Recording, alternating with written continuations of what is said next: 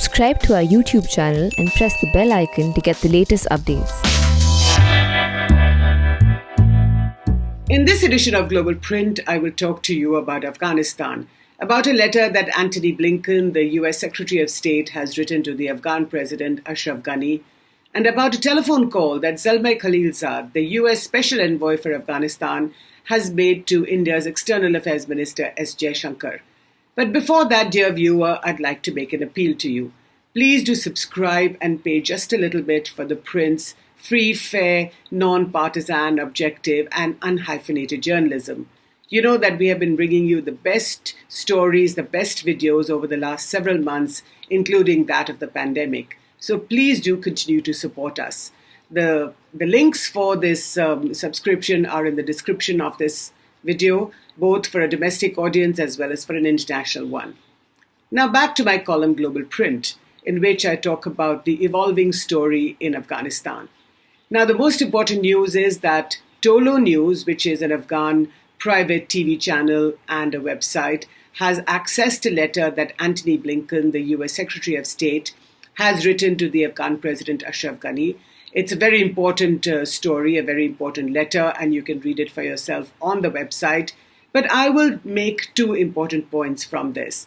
The first is that it has been 1 full year since the US and the Taliban signed an agreement for peace in Afghanistan. What that meant was that the US would withdraw its troops from the 1st of May 2021, which is a couple of months from now, and that in turn, the Taliban would stop all violence and enter the mainstream. Now, we know that these past couple of years, the Taliban has gained influence, not just political influence, but also military influence, which means that they have taken over large parts of the country, that the Afghan forces, helped by the Americans, have not been able to stop the advance of the Taliban towards Kabul. So this agreement by the US government, between the US government and the Taliban last year, was a sort of a compromise in which the Americans accepted that, yes, the Taliban are here to stay. And remember that this was in the last year of the Donald Trump administration. And one of his big promises to the American people was that we will withdraw from the longest war that the US has fought abroad. In fact, this war in Afghanistan that the Americans have been fighting since 2001, since 9/11. Now, the Trump promise was that we will withdraw from this war because several thousand US soldiers have been killed, more than $2 trillion have been spent on this war. And this was a promise that he had made, which is why this agreement was signed with the Taliban. But as has transpired these last several months, several hundred civilians have been killed, are being killed on a daily basis in Kabul and in several other big cities and small towns across Afghanistan. So it is a much, much more insecure country. The Taliban, believing that they are within a grasp of the throne of Kabul. But clearly, this is not something that the rest of the Afghans want. There is a great deal of fear, of nervousness by the civilian population, and this has put pressure on the civilian government, which is led by Ashraf Ghani. The Americans also realize that although the deadline for their withdrawal, which is May 1, is around the corner, they cannot possibly leave Afghanistan to its own devices, that the Afghan National Army, that the defense forces will be slaughtered if they let go and if they do not support them in this endeavor, in this continuing endeavor. So this letter by Antony Blinken to Ashraf Ghani is very important, and I just explained the background to you. Now, Mr. Blinken says in this letter, he talks about this 1-year anniversary that was signed between the former Donald Trump administration, but of course the US government at the time, and the Taliban, but notes that this has not been very successful, that the Taliban have continued to kill Afghan civilians, and that the peace talks that have been taking place in Doha since September 2020 have also not been successful. Because for one reason or the other, the Taliban have been delaying negotiations. They have refused to, for example, stop the violence, which was a key element of that accord. So now Antony Blinken is saying is that perhaps this accord should be broadened, should be more broad-based. And what he means by that is that the negotiating team between the Taliban should not be restricted to the Afghan government, that elders like Hamid Karzai, like Ashraf Ghani will of course be there, like Mohammad Atta, like Marshal Dostum. These are several big leaders in Afghanistan, that they should talk to the Taliban. So basically, they would be representing all shades of Afghan opinion, and this conversation between them and the Taliban would be a much more, or should be a much more fruitful one than what has taken place in Doha so far. That's the first important point. The second one is that there will also be simultaneously another round of talks between regional players. And by that, Mr. Blinken is referring to regional players like Russia, Pakistan, of course. Pakistan plays a very, very important role. In fact, they have delivered the Taliban to the negotiating table, for which the Americans are very grateful. So you have Russia, you have Pakistan, you have Iran, and you have India. Now, that is a very significant difference from what has been happening these last several years. India has never been part in these last 20 years since the Bonn conference that took place after the Taliban were ousted after 9/11. In these last 20 years, India has been more or less on the sidelines, on the margins of effort. So while India is a big economic player, it has given $2 to $3 billion for the economic reconstruction of Afghanistan. It has never been acknowledged as a political player because, and you will ask me why, because the Pakistanis don't want it. And as I said to you before, the Americans are very, very careful and sensitive about the Pakistani establishment. They understand that the Pakistanis want to be the key player in the future of Afghanistan. And the Americans, to a large decisive extent, have accepted that. Now, that is not necessarily the correct policy, but anyway, across governments, that's what the US has done these past 20 years.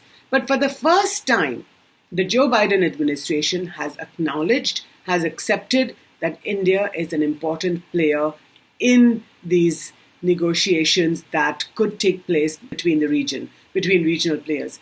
So when the cards are dealt on the Afghan table, India will be one of those that will also be part of the table, will also be dealing the cards. So these 2 points in that Antony Blinken letter are very, very important.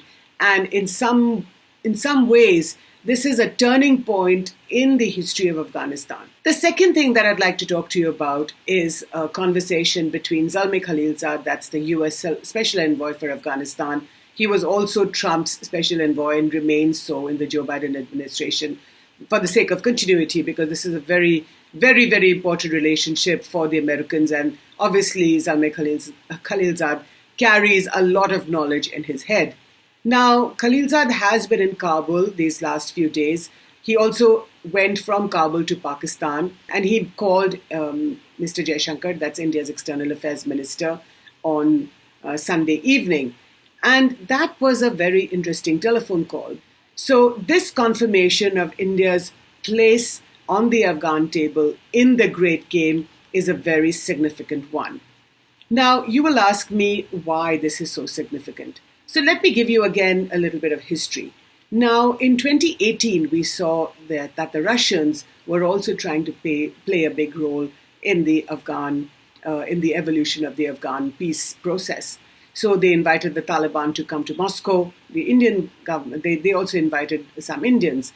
Now, the two people who did go, both former diplomats, Amar Sinha and Mr. T.C. Raghavan, were expressly told that you cannot talk to the Taliban. In fact, you can't even look in their direction. Now, that is a huge change from last September 2020, when the Doha peace talks were inaugurated and Mr. Jaishankar virtually, of course, participated in that inaugural and also addressed the audience. India has been addressing all shades of Afghan opinion in the last 20 years that it has been there. It has kept its head down, but it has engaged the people of Afghanistan. It has given, like I said before, between 2 and 3 billion in terms of economic reconstruction, which means that every district every province in Afghanistan has been in touch with what the Indian authorities or with what the Indian government has been trying to do. So let me give you a few examples of how that help and that assistance has manifested itself. The first is that thousands of Afghan students, by one reckoning, about 40,000 Afghan students study in India, both men and women. Then there has been the parliament in Kabul has been constructed, has been built with Indian aid. Even on the political side, has been constantly in touch with several big leaders. Of course, the president, Ashraf Ghani. There have been conversations with the National Security Advisor, Hamdullah Mohib, with the Foreign Minister, Hanif Atmar. In fact, Mr. Jaishankar and Mr. Atmar have perhaps had 3 conversations these last few months. India has invited several Afghan leaders to come to Delhi, including Muhammad Atta, Mr. Sayyaf, Marshal Dostum. So the people who represent all shades of Afghan opinion, big leaders, have been invited to come to India. On the regional side, India, Iran, and Russia have participated in a trilateral meeting. Indian officials have also been to Iran and they've had a conversation on Afghanistan. So what India has been trying to do, and this is very clear to the Americans now, that it has been trying to engage the Afghan political leadership across the board. The Americans also recognize that. They know that independent of them, the Indians have expanded their influence, not just economic influence, but also political influence in Afghanistan. Now, you cannot ignore that kind of weight that India has been projecting in Afghanistan. So in a sense, the Americans have come to terms with what the Indians have been doing. Now, whether or not the Pakistanis like it, and the Pakistanis for sure will not like it, this is the current state of play. But remember that the US is back in South Asia's reckoning, not just because of Afghanistan, but also because of India-Pakistan. Now, the US realizes that if India and Pakistan are going to be at each other's throats, which they have been for the last not just several years, but especially since the Balakot strikes, it's been 2 years since then peace in Afghanistan will falter and will be a victim of India-Pakistani rivalry. In fact, one of the reasons the Pakistanis do not want India in Afghanistan is because Pakistan wants to be the primary relationship with Kabul and does not want Delhi there at all. But the fact is that India, Pakistan, and Afghanistan are 3 neighbors, that they have to learn to get along with each other. India and Pakistan for sure, but Pakistan and Afghanistan, there is a great deal of bitterness between those 2 countries because the Afghans believe that the Pakistanis are playing a very, very negative role in their country. So Antony Blinken, the Joe Biden administration, is going to be, and this is the first move on the Afghanistan chessboard. You've had an LOC agreement between India and Pakistan. The LOC has now been quiet for the last few weeks. Not a shot has been fired, and the Americans are watching carefully. And now you have the second big move by Antony Blinken, by the Americans in Afghanistan. It's clear that there is a linkage between all 3. It's clear, too, that the Americans are going to be watching very, very carefully. They want peace in South Asia. They know that all 3 countries will benefit from peace, from the fruits of peace. But they also know that if the US has to take on China, which is their primary foreign policy challenger, then other parts of the world must be quiet and they must be able to resolve their difficulties. This is Jyoti Malhotra with Global Print. Please do read my column on the website and please let me know what your thoughts are on this video. Thank you so much for watching.